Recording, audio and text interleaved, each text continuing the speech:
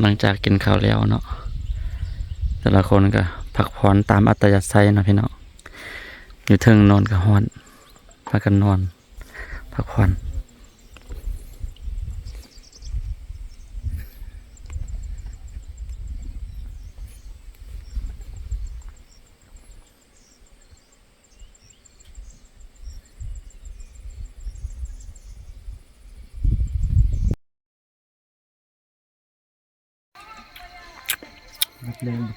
เจอกันอีกแล้วพี่น้องสบายดีหมดทุกคนสบายละเมื่อย มื้อนี้เป็นมื้อที่3แล้วเนาะเป็นมื้อที่2ที่เอาน้องๆทีมงานมาช่วย แอร์ตัวนี้ก็มันนี่แอร์ เนาะทั้ง2คนคิดว่ามื้อนี้สิแล้วว่าฉันลองเบิ่งคันบ่แล้วแล้วมื้ออื่น2คนมาเองเลย หลังจากเป็นรักมังหามมื้อคืนไปรักบางหามเลยมาทีมงานเก่า4คนคือเก่าแล้วก็อันนี้ก็เป็นคนด้วยกันพี่น้อง2คนแต่บ่ได้มาจักเจาะบ่ได้มาเจาะจักนำเฮาแม่เป็นเอาเมเซียวยาเนาะเอาเมเซียวไปเฮ็ดนำนี่มาอนามัยนี่อนามัยลุมเทียงว่าซั่นๆเนาะแถวนี้มันตึบนี่พี่น้องมันออกยาลายอนามัยไปแถวนี้แหละได้สำใดเอาสำนั้นเนาะ2คนทางเทิงพุ่นก็เดี๋ยวค่อยปูมาแท้ๆเขาค่อยสอกจางเขาเจ้ามาบ่ฮู้ว่าสิฉีดยาหรือว่าสิจางเขามาซับคือจังซี่เดี๋ยวลองประเมินมันก่อนอันนี้แม่น้องเบนเฮ็ดคนเดียวมื้อวานนี่ได้หลายเติบเดี๋ยวมื้อนี้ลองเอาครูมาช่วยมาจะหอใจเนาะเราค่อยประเมินว่าสิจางเขาฉีดยามันถูกก็บ่หรือว่าสิจางเขามาเฮ็ดจังซี่มันสบายกว่าบ่พี่น้องเนาะสำหรับน้องชายเขาก็พุ่นละไปเจาะคือเก่า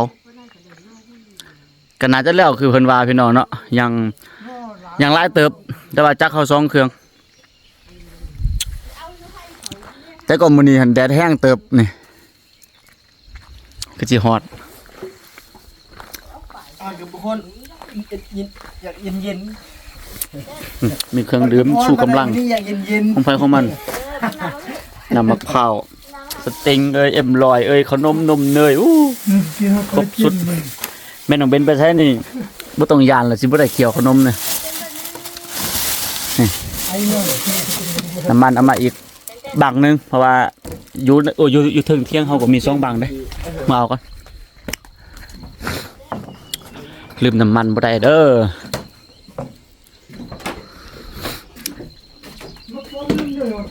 ฮะมันปองเดียวได้ไม่ใจใจเอาอันนี้เอาปนหาฟ้าเนอะใครละเอาอันทองนี่ใช่ถอยหาฟ้าเนอะชุดนี้เฮ็ดแค่ลายมือเด้เอานี่นะปนป้างปนเธอบอกมาพ่อเราค่อยปนเนาะป้าก่อนเอาจับไปเอาไปนำปนบังหนึ่งก้อนเพราะว่า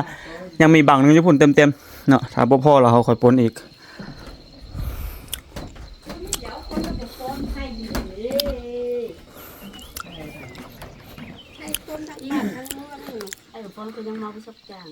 ส่งเงินแล้วมีแต่เฮ็ดเวียแล้วกินเขาแล้วพี่น้องชีวิตชาวสวนเนาะยิ้มด้วยกันนะแม่2คนเมียนั่นเกลียดด้วยกันแต่เช้าพุ่นนี่ก็ยิ้มได้นี่ได้จับมือกันปอดเขากันได้แม่ปอดขืนมันเล่นลงไปปลากินเม็ดในคายเนี่ยมาปอนเขาแม่นโอ้เป็นน้องขอโทษเด้อดูลงคุมถ่ายตอนอาหารสิหมดแล้วเนี่ยแต่ว่าตอนนี้ก็คืออิ่มน้ำสำราญกันเติบเลยนี่บางคนกินหลายก็บ่ทันอิ่มเด้อโดยเฉพาะแม่น้องเบนหน้าเบ่งออกแล้วเด้อนี่นะอาหารก็บ่ก็หลายพี่น้องเริ่มต้นด้วยแจ่วคือเก่านะสุปย่างมื้อสุปตีนงัว อาหารทะเลสุด อาหารทะเลจืดนางย ไม่อาหารทะเลสุดติ่งหัว มีอาหารทะเลชุบติ่ง ำปลาปิงอันปลาปิงอันนี้เป็นลักวังหามือนี่ มันอยู่บุกกัน อันนี้จืดนางปลาทั้งหมดปลาทะเลไปดำมาก่อนมาขามพี่น้องเนาะ ทะเล หำ สมพักมืดดีๆ ไม่ใจเห็ดเส้นนี่นอคมหัวนอคมไข่หลายอย่างบรรยายบ่เบิดนี่พักอันนี้อยู่กลางไฮก็เอามากินพักจังหวะ อาหารทะเลปลาไหล ซื้อยังแสงพักอันนี้นึง บัวของเก็บมากิน เม็ดติว แม่กลมติวเลยกลมติวใบมัน โอ้แมงขีรักเริ่มมาครบแค้นแล้ว แบงติวน้อยดู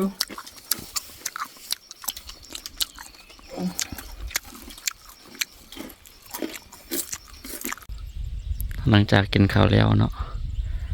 แต่ละคนก็พักผ่อนตามอัตยาศัยเนาะพี่น้องอยู่เทิงนอนกับฮ้อน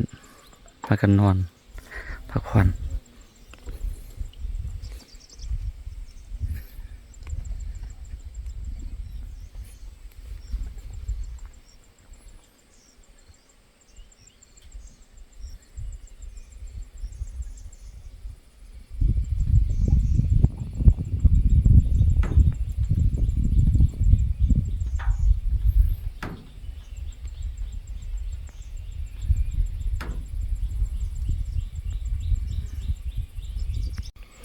เบิ่งสภาพแต่ละคนหลังจากกินข้าวกินน้ำแล้ว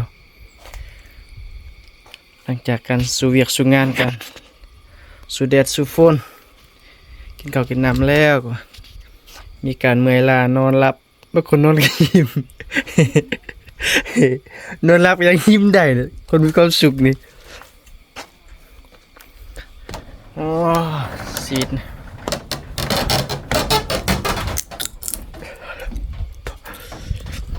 โอ้บรรยากาศดีส่วนคนปาร์ตี้ ผู้นี้นอนนะนี่เนาะ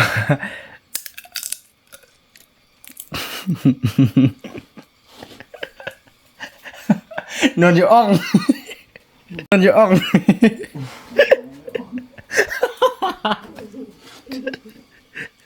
คนนี้ในนอนอยู่อ่องคนเดียวเบิ่งแม่เบนกับทีมงาน1 คนซับยานะพี่น้องเนาะนี่โอ้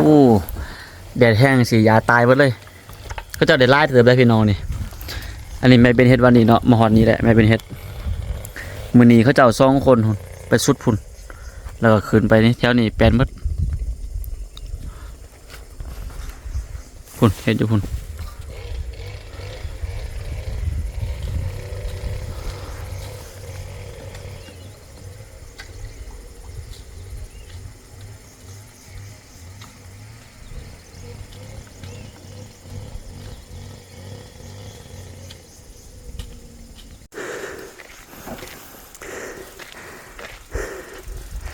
สัตว์วัดเนาะ2 คนนี่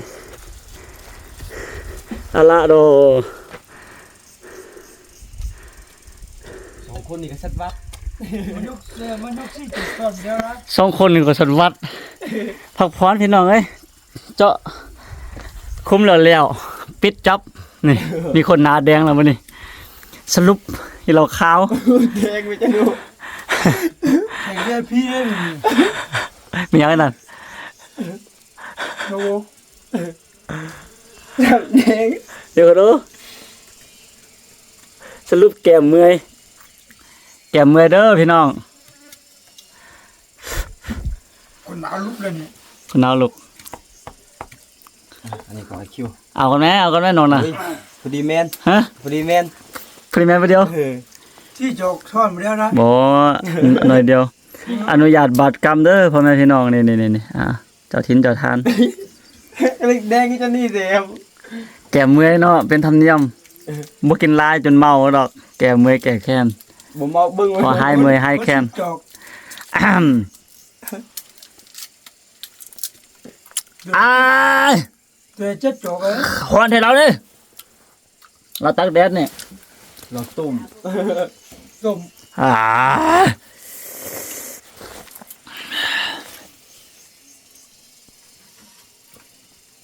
มันเอาหมดอันนั้น บ่มีหวาเสนอกันดู ม มาแล้วมันเอา ไม่ใช่คนเดียวมาจะหายวันเดียวเมาใช่ไหมโอ มาหลังเนาะตามโจ มาหลังเขาหลังโอ นึงพอดีแม่นมาหลัง ไอ้ จอกกูนึงอยู่สิจอกโอ้สิจอกมันนั่นพรีแมน เอาคู่หนึ่งพอละ สิจอก ผมพอดีว่า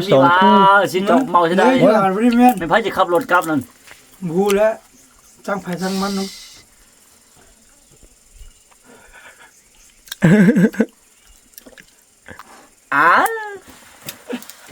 ไปพละไอ้ เนี่ยเต็มไม่ ไปมันจอกลอกอันนี้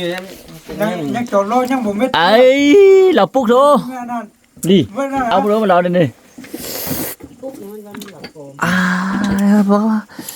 บอกไปเราไม่เขาเอาช่องจอก ประมาณมันคู่นึงโอ้ยยังจอกนึงซ้ำจอกซ้ำ บ จ อ อกนี้ ไปเราเนี่ยเราบุญหนึ่งอายเขาเอาช่องไปเดียวจังไงอายเขาเอาช่องไปเดียว ซ้ำจอกนี้พอดีคู่นึงก็ ผมมีมา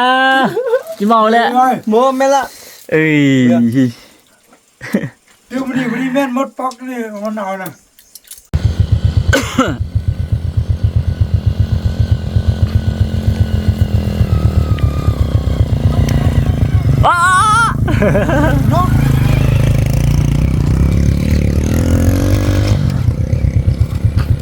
โอเคพ่อแม่พี่น้อง โอ้ย เอ้ยกินนังยำคาคอพบกันไหมพี่น้องเลยเนาะสำหรับคลิปนี้พี่นี่ก็สิจบไปเพียงสำเนีก่อนที่ว่าเจาะคุมเตรียมปลูกเรียบร้อยแล้วเนาะขั้นตอนต่อไปก็คือฝนตกมาก็จะมาลงรุมเลยจบแล้วพบกันพี่น้องสบายดีกลับบ้านก่อน